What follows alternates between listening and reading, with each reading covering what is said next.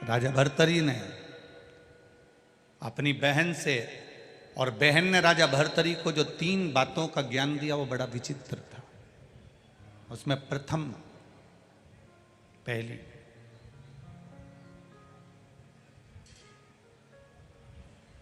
मैनावती राजा भर्तरी राजा विक्रमादित्य की बहन।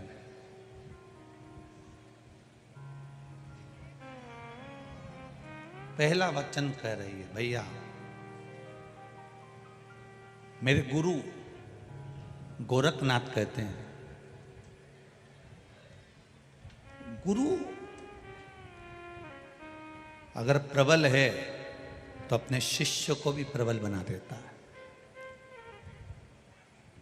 गुरु का मात्र संग, गुरु का मात्र सत्संग, गुरु के संग आप चल रहे हैं, गुरु के सत्संग में आप चल रहे हैं, कहीं ना कहीं आप शिव की आराधना में डूबे हुए हैं, भगवत भजन में डूबे हुए हैं, तो गुरु आपको इतना भिंगो देगा, इतना भिंगो देगा कि फिर आपका चित्त, आपका मन, आपकी बुद्धि, आपका मन कहीं दूसरी जगह जाएगा ही। गुरु अगर भिंगो दे। राजा भर्तरी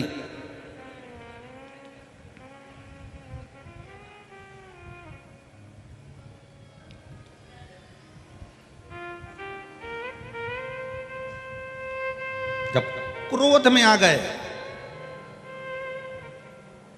मेरी धर्म पत्नी, मेरे पास कोई सत्ता की कमी नहीं है, मेरे पास कोई वैभव की कमी नहीं है, मेरे पास कोई दौलत की कमी नहीं, और मेरी धर्म पत्नी मेरी नहीं हो सकी। बहन कह रही है, मैनावती क्रोध क्यों करना,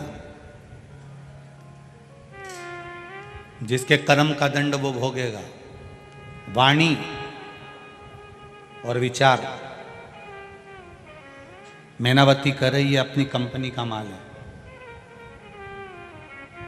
ये अपनी कंपनी का प्रोडक्ट है। वाणी और विचार,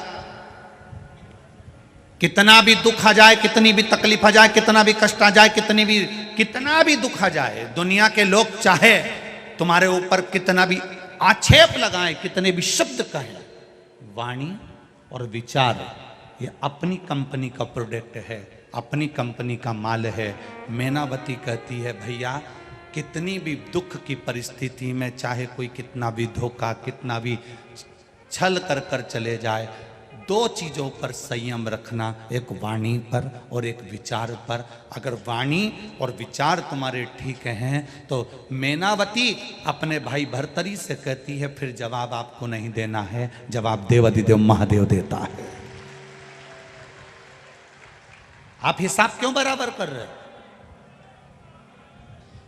किसी ने गाली दी और आपने पलट कर गाली दे दी, किसी ने अपशब्द कहा आपने पलट कर अपशब्द कह दिया, किसी ने ताना दिया आपने पलट कर ताना दे दिया, किसी ने आड़ा टेढ़ा बोला आपने पलट कर आड़ा टेढ़ा बोल दिया। आपने अपनी वाणी को बेकार कर लिया, यह वाणी की कीमत आपने समाप्त कर ली। अब अगर वाणी की कीमत समाप्त हो गई है तो आपका जवाब देने के लिए महाकाल नहीं आएगा। आप मौन हो जाओ, चुप हो जाओ। जो दिन भर अब शब्द बोलता रहता है, दिन भर कुछ ना कुछ 24 घंटे बयान देता रहे, 24 घंटे बोलता रहे, 24 घंटे बोलता रहे, तो लोग भी समझते हैं ये तो माइक लगा हुआ है ना, बहुपू चली रहा है ना, बस ये तो बोलता जाएगा, हर कुछ बोलता जाएगा, हर कुछ बोलता जाएगा। लोग 10 बार सुनेंगे, 20 बार सुनेंगे, 25 बार सुनेंगे, 50 बार सुनेंगे, इसके बाद तुम्हारी बात पर कोई विचार नहीं करेगा, आपके शब्दों पर कोई विचार नहीं करेगा। हाँ, एक रेलवे स्टेशन पर माइक लगा रहता है, वो कभी कभी बोलता,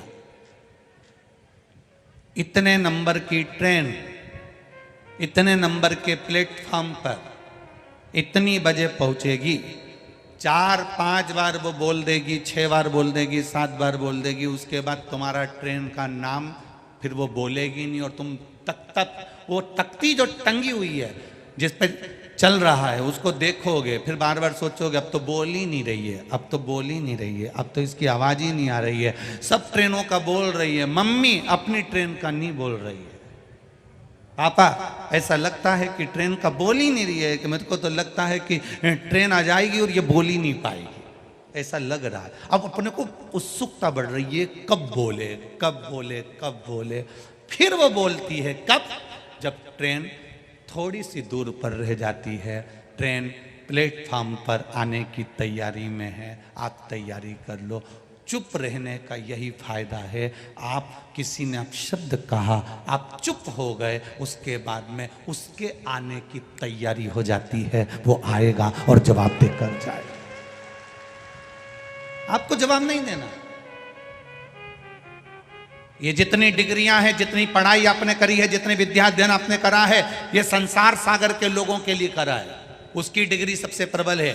उसकी डिग्री में ये नहीं देखा जाएगा कि आपने क्या विद्या अध्ययन करा है, उसकी डिग्री में ये देखा जाएगा कि आपने भूखे को भोजन कराया है क्या। उसकी डिग्री में ये नहीं देखा जाएगा कि आप किस कुर्सी पर बैठे हो, उसकी डिग्री में ये देखा जाएगा कि आपने अपने माँ बाप को एक रोटी दी कि नहीं दी। उसकी डिग्री में ये नहीं देखा जाएगा कि आपने बंगला कौन सा बनाया, उसकी डिग्री में ये देखा जाएगा कि आपके बंगले में आपके बुजुर्ग माता पिता रहते कि नहीं रहते, वो देखा जाएगा। आपकी डिग्री में आप कितने लाख की गाड़ी लाए, उसको नहीं देखा जाएगा।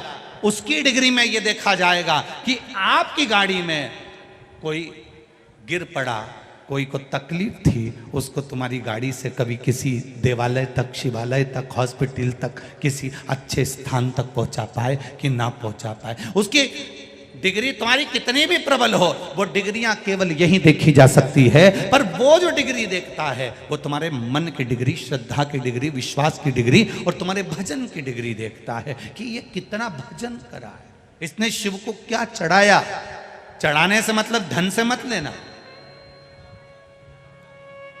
शिव जी को धन से मतलब मत लेना कि शंकर भगवान को धन चढ़ाना है, शिव जी को दौलत चढ़ानी, ना ना ना ना।